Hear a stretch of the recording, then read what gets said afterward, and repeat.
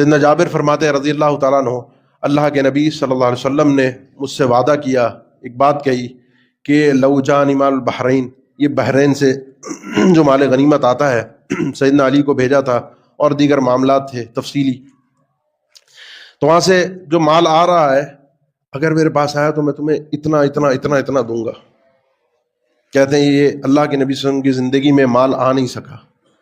پھر آیا سیدنا ابوبکر کی خلافت میں رضی اللہ تعالیٰ عنہ۔ جب یہ مال آیا تو انہوں نے اعلان لگوایا کہ کسی شخص نے،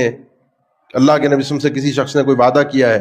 یا کسی کا کوئی قرضہ ہے اللہ کے نبی صلی اللہ علیہ وسلم کے اس نوعیت کے معاملے میں، اس قضیے کے معاملے میں، تو وہ آ کر مجھ سے بات کر لے اور لے جائے۔ کہتے ہیں میں گیا،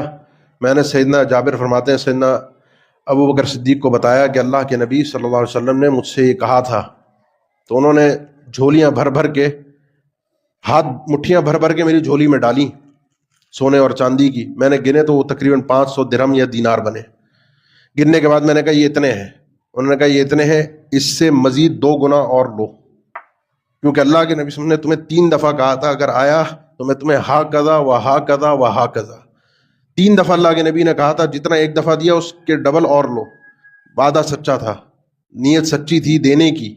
آپ نے ایک بات کہی تھی کہ اگر ایسا ہوا تو میں تمہارے ساتھ ایسا کروں گا۔ کوئی نیکی کسی سے کرنے کا وعدہ کریں، کسی کو کچھ دینے کا وعدہ کریں